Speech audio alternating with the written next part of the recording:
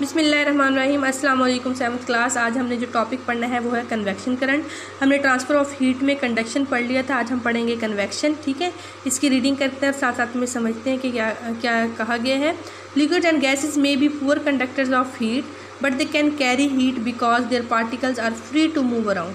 कि लिक्विड और गैसेस जो है वो पूर कंडक्टर हो सकते हैं हीट के, लेकिन वो हीट कैरी करते हैं क्योंकि उनके पार्टिकल्स जो हैं वो क्या करते हैं, मूव करते रहते हैं। Convection cannot happen in solids because the particles are held in framework and cannot move around as they do in liquid and gases। और क्या कहते हैं, कन्वेक्शन कहाँ नहीं होती, सॉलिड्स के अंदर नहीं होती क्योंकि उनके जो पार्टिकल्स हैं वो एक ही फ्रेमवर्क में जो है वो फिक्स होते हैं, हेल्ड होते हैं। ठीक है, और वो एक जगह से दूसरी जगह मूव नहीं कर सकते जिस तरह के लिक्विड और गैसेस के अंदर होते हैं। This happen when water is boiled in electric cattle. ये उस वक्त होता है जब पानी को गर्म किया जाता है एक इलेक्ट्रिक कैटल के अंदर। The heating element in the cattle only warm the water touching it. जो हीटिंग एलिमेंट होता है कैटल का, वो जब पानी उसको टच करता है तो पानी को वो गर्म कर देता है। It warms water is less dense then cold water so the warm water rises. क्या कह रहे हैं कि वाटर जो है, गर्म पानी जो है वो लेस डेंस होता है, कम गाढ़ा होता है, क्यों कह रहे हैं कि हल्का होता है ठंडे पानी की निस्बत, और इसी वजह से वो लेस डेंस होने की वजह से गर्म पानी जो है वो ऊपर की तरफ मूव करता है। This is called convection. इसको क्या कहते हैं, कन्वेक्शन कहते हैं। Cold water replace the rising water warm water and this in turn also becomes warm and rising. तो क्या करता है, जब गर्म पानी ऊपर जाता है तो ठंडा पानी जो है वो गर्म पानी की जगह ले लेता है, और फिर वो क्या करता है, फिर जो ठंडा पानी आया था वो गर्म हो जाएगा, और फिर गर्म होने के बाद फिर वो ऊपर चल जाएगा। इसी तरह जो है वो होता रहेगा।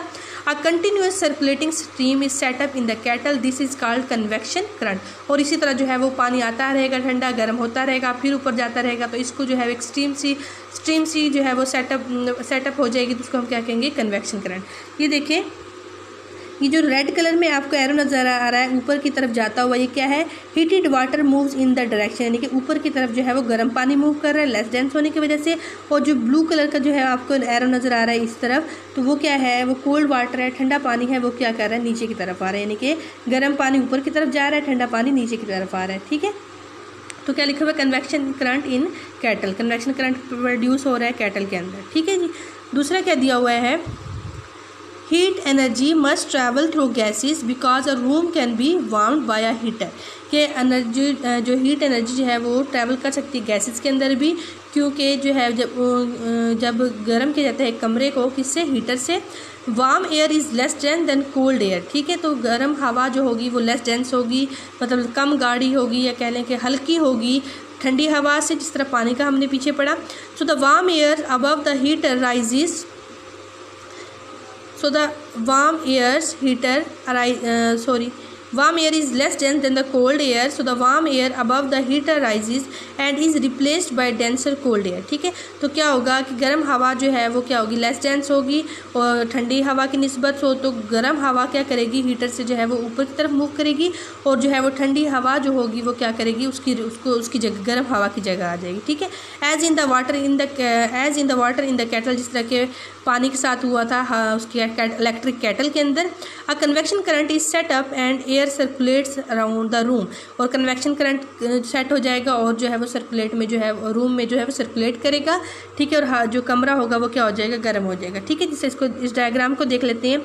लिखा हुआ है heating air moving. Heating air move कहाँ कर रही है, ऊपर की तरफ मूव कर रही है। ठीक है, और जो है 1 वाले हेडिंग देखें, लिखा हुआ है हीटिंग वायर्स, यानी कि हवा जो हीटिंग वायर से टच करती है हीटर की, तो वो क्या करती है, गर्म हो जाती है। गर्म होने के बाद जो है वो ऊपर की तरफ चली जाती है, और फिर जो ठंडी हवा है, कोल्ड एयर मूविंग जो है वो क्या कर रही है, इस तरफ मूव कर रही है, यानी कि वो गर्म हवा की जगह ले रही है। गर्म हवा ऊपर की तरफ जा रही है, और ठंडी हवा गर्म हवा की जगह लेके फिर खुद गर्म होके फिर वो जो है वो ऊपर की तरफ जाती है, और इस तरह ये कन्वेक्शन करंट जो है वो क्रिएट हो जाती है। ठीक है, थर्ड एग्जाम्पल जो दी हुई है, during the day land is heated by the sun much more quickly than the C.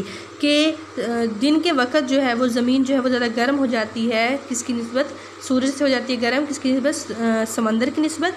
This sets up a convection current. ये भी क्या कर लेते हैं, कन्वेक्शन करंट सेटअप कर लेते हैं। So air moves in from the sea when damped air from over the sea rise it cools to form clouds, यानी कि जब हवा गर्म हो जाती है तो वो क्या करती है, ऊपर की तरफ मूव करती है, ऊपर की तरफ मूव करती है, तो वो वहाँ जाके उसका टेम्परेचर कम हो जाता है और वो ठंडी होने के बाद जो है वो क्लाउड बना लेती है। ठीक है, इसकी भी देख लेते हैं। ये नज़र आ रहा है आपको कि warm air rises, warm air क्या कर रही है, राइज कर रही है, और कूल एयर सिंक्स, यानी कूल एयर जो है वो नीचे की तरफ आ रही है, उसकी वार्म एयर की जगह ले रही है और यहाँ आएगी तो वो फिर गर्म हो जाएगी, फिर जो है वो ऊपर की तरफ मूव करेगी। ठीक है, फिर दूसरी इस तरफ देखें, cloud forms where warm damped air rises and cools, क्या होती है, नमी वाली जो हवा होती है तो वो क्या करती है, ऊपर की तरफ जाती है और फिर वहाँ जो है वो किस में कन्वर्ट हो जाती है, क्लाउड में कन्वर्ट हो जाती है। ठीक है जी, थैंक यू।